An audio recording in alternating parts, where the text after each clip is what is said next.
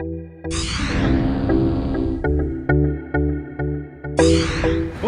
et bienvenue chez Actuel Orthopédie. Chez Actuel Orthopédie, nous concevons et réalisons des chaussures et des semelles orthopédiques depuis plus de 20 ans. Et je vais, à travers ce petit film, vous présenter les différentes étapes qui mènent à la réalisation d'une paire de chaussures orthopédiques. Tout d'abord, l'examen clinique. Il se déroule avec le patient et le podo-orthésiste dans un cabinet adapté. Et c'est en collaboration que nous allons définir les différentes caractéristiques de l'appareillage que nous allons réaliser. Nous prenons les empreintes et les mesures des pieds que nous compléterons ensuite par un moulage en plâtre pour une plus grande précision.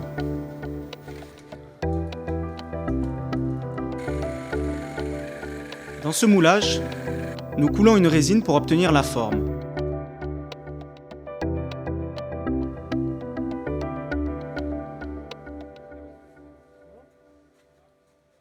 Nous allons ensuite la retravailler pour la mettre aux mesures du pied et donner une forme définitive au bout de la chaussure.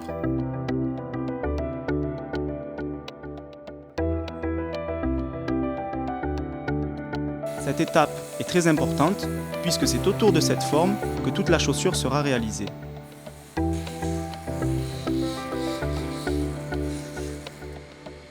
Vient ensuite l'orthèse plantaire qui correspond à la semelle qui se trouve à l'intérieur de la chaussure.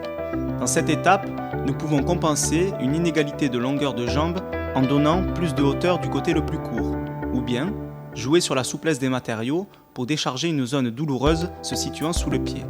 La réalisation de cette orthèse à l'aplomb est très importante pour plus de stabilité et un meilleur passage du pas.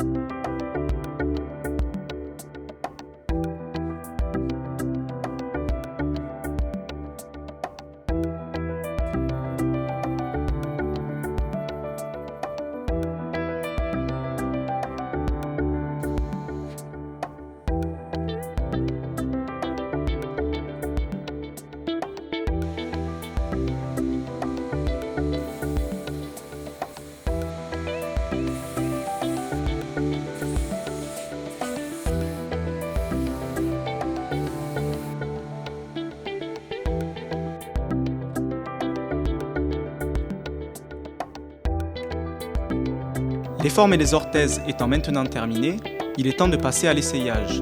Nous réalisons pour cela une maquette en plastique que nous essayons sur le patient. Sa transparence nous permet de voir si les volumes sont bons et vérifier qu'aucun point d'appui ne viendra gêner le patient. Si besoin, nous effectuerons les modifications nécessaires avant de réaliser l'appareillage définitif. Le patronage est l'étape où l'on va adapter le modèle choisi avec le patient sur la forme. Pour cela, le patronnier va réaliser un relevé de forme ainsi qu'un patron-plan afin de sortir les différentes pièces qui composent le modèle.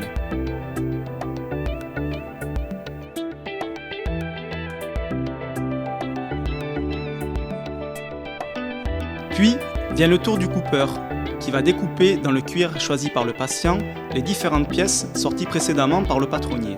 Il a à sa disposition de nombreux cuirs de types et de couleurs différentes.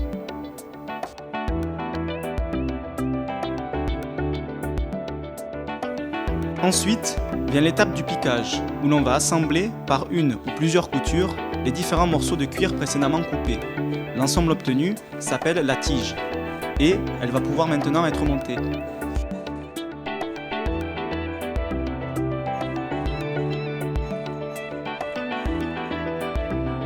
Le montage est le moment où l'on va insérer les éléments de renfort ou de maintien, tels que le contrefort ou le bout dur. Cette étape peut se faire entièrement à la main pour les formes les plus complexes ou bien à la machine quand le modèle et la forme le permettent.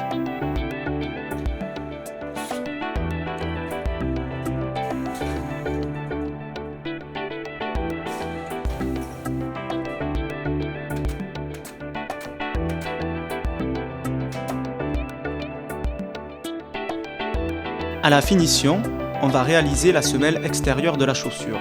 La méthode sera différente suivant le type de semelle ou de talon choisi.